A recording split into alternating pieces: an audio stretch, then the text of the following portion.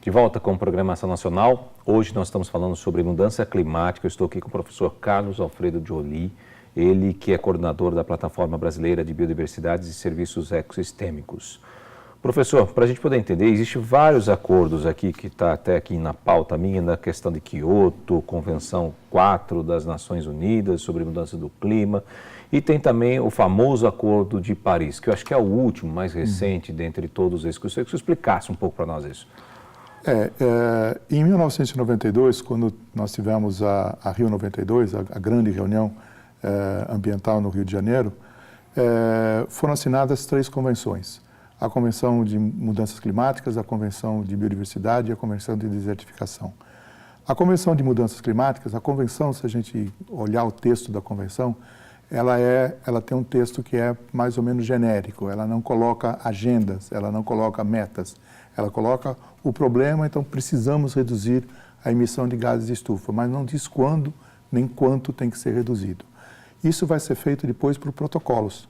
Então, o protocolo de Quioto, que é de 95, portanto, 3 anos depois da Eco 92, estabeleceu que os países desenvolvidos, que faziam parte, que são aqueles que mais emitiram CO2 e que, portanto, assumiam um compromisso de reduzir as suas emissões ao que seria o nível de 92.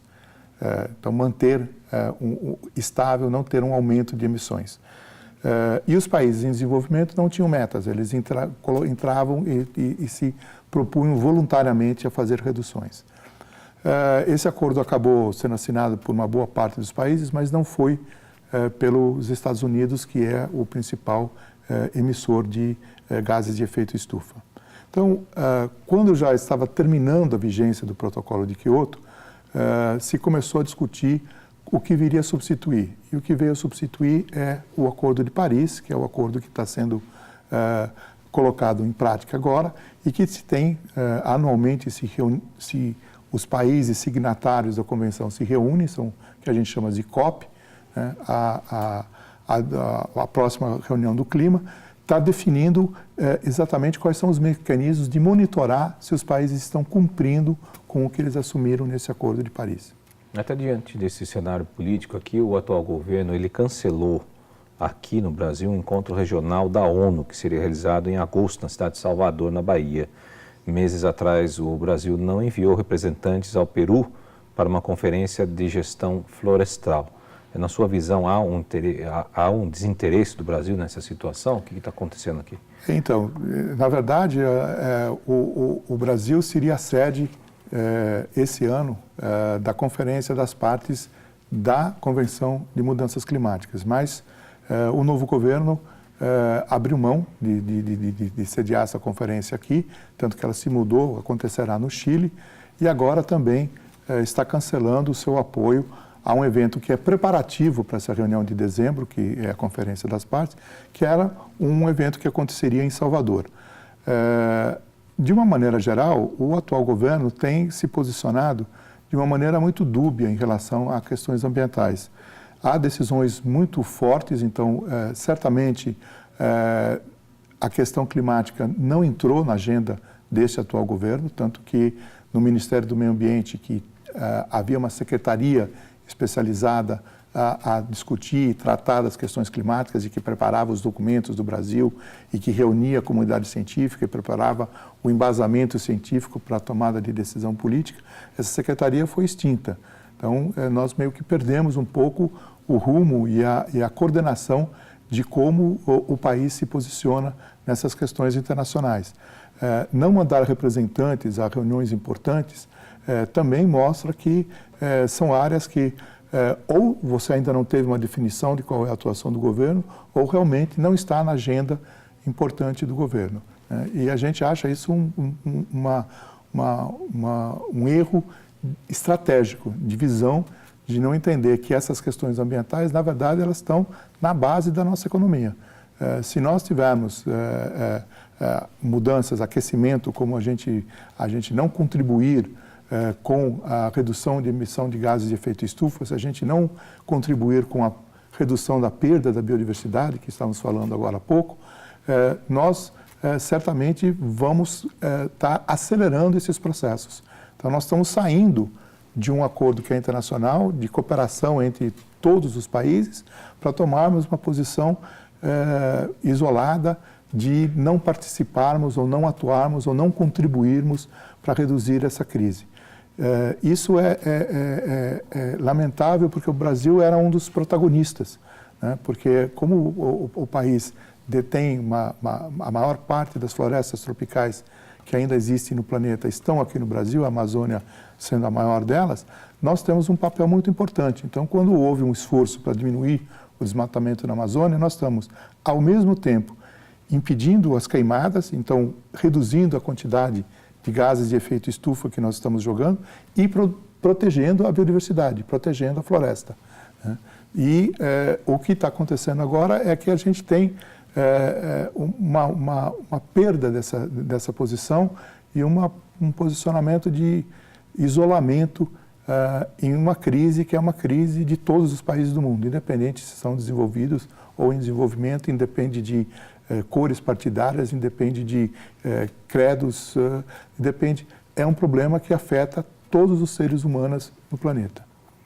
Bom, além disso que o professor está falando aqui, só vale lembrar também que este ano aqui vai ter o Sínodo da Amazônia, né, que o Papa Francisco vai chamar todos os bispos para discutir essa questão que envolve 9 países aqui da América Latina, né?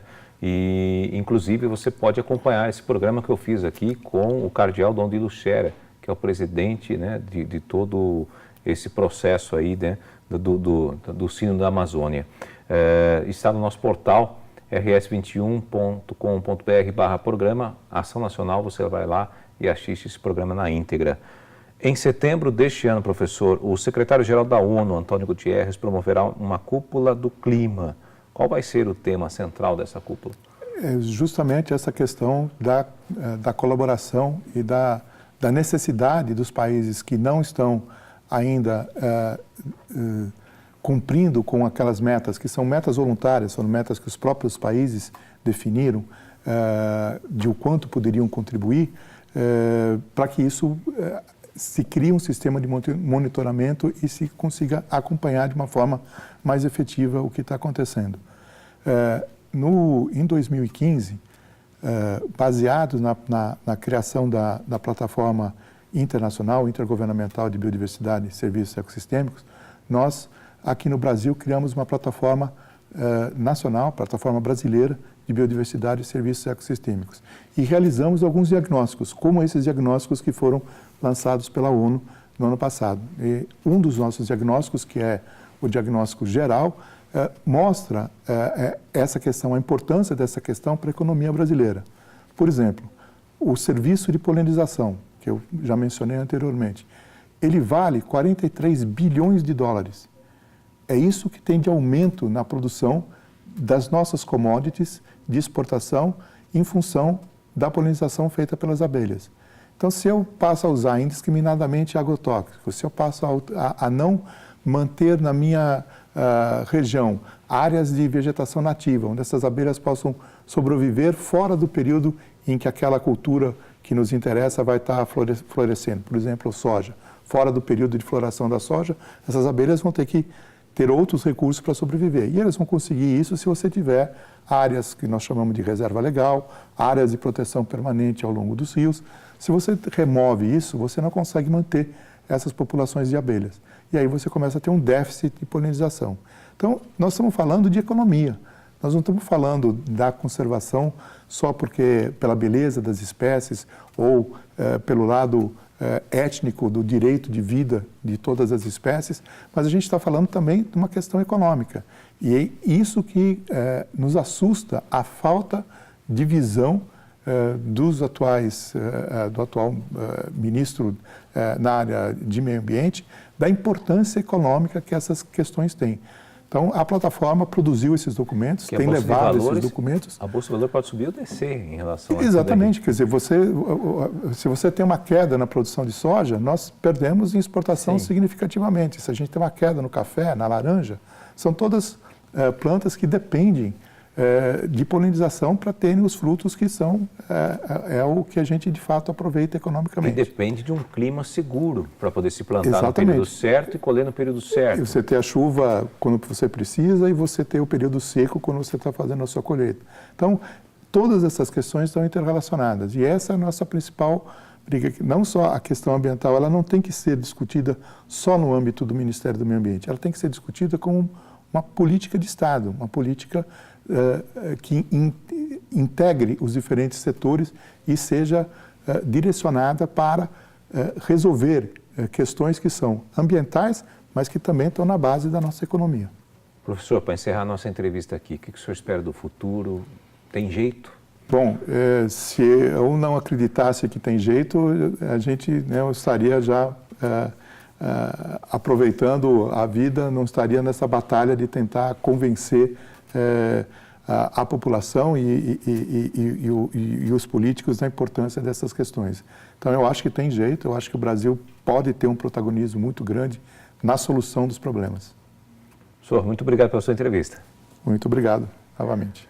Eu agradeço a você que esteve conosco até este momento aqui no Ação Nacional, que retorna na semana que vem com mais um assunto a ser debatido aqui para você. Até lá.